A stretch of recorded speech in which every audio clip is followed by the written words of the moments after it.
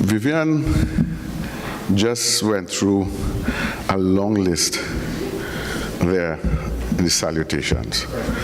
I will spare you the repetition, except that I have to welcome the Chancellor of the University of Trinidad and Tobago, His Excellency Anthony Thomas Aquinas Carmona, ORTTSC. And not only is it customary to mention all his names, but my mother being such a good Catholic, if I didn't put in the Aquinas at least, she would not forgive me, either in her grave or in the next life. So welcome, Mr. President, if I may use the American term. I must say that the very first time last year when Justice Lucky, to whom I must give much credit for this symposium, mentioned that we should do something like this. And both he and I, at different times, spoke to His Excellency. As soon as we mentioned it to him, he said he wants to be a part of it. So he's not just here because he's the Chancellor of the university. He's not just here because he's the President of the Republic of Trinidad and Tobago. He's here because he wanted to be a part of this symposium. So I think we should give the President a round of applause for that.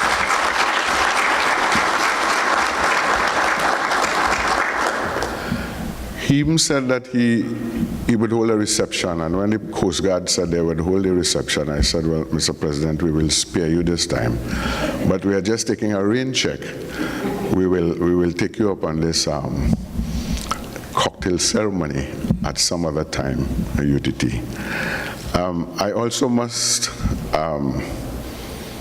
include the Minister of State in the Ministry of Education. I see him pretty often because of my involvement in these ministry matters. That is Dr. the Honorable Lovell Francis.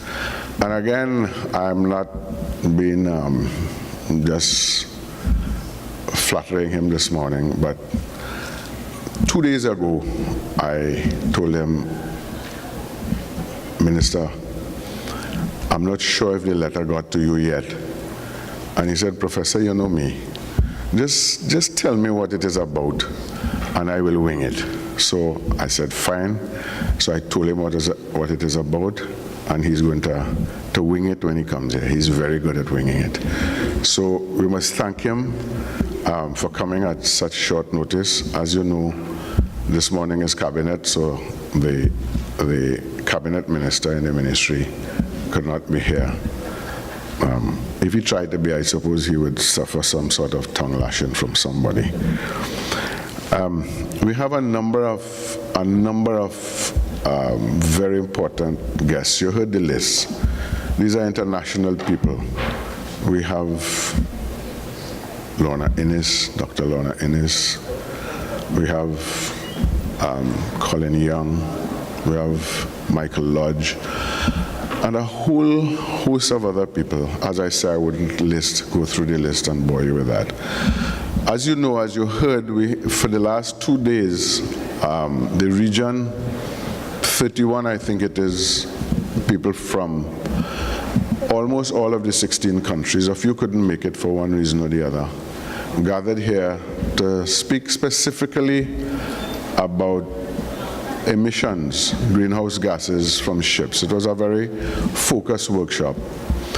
But we decided that once the university had won the bid for being the MTCC for the Caribbean, that we would follow up that workshop with a symposium that treats with the wider topic of ocean governance, so that rather than specifically just discussing, as happened for the last 2 days, the question of greenhouse gases and how the tools that we use and the mechanisms and methodologies and so on to reduce those emissions, we have broadened the topics so that here we'll speak about ocean governance in a wider context.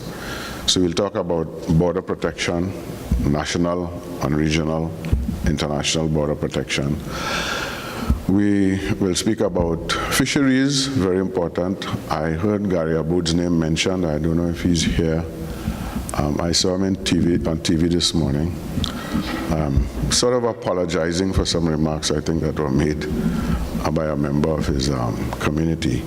So I hope he finds the time to come, because he's a very important voice in terms of protecting the ocean for fishermen, if you like. And we have a number of people from UTT, people from the Marine Sciences program, speaking about protection of the marine resources. We have, of course, people who will speak about border protection, as I say, and all those different areas. And this is the whole idea behind this follow-up symposium. So we have a number of speakers. Without further ado, I would like to welcome all of you. Of course, everybody, welcome to Trinidad and Tobago, to the people who have come from overseas, and to locals who have had the opportunity to see the wonderful facilities that we have in this maritime campus of the University of Trinidad and Tobago. So again, I say to everybody, welcome. Take the opportunity while you are here, those who have not done so, to see the facilities we have here, particularly the two simulators.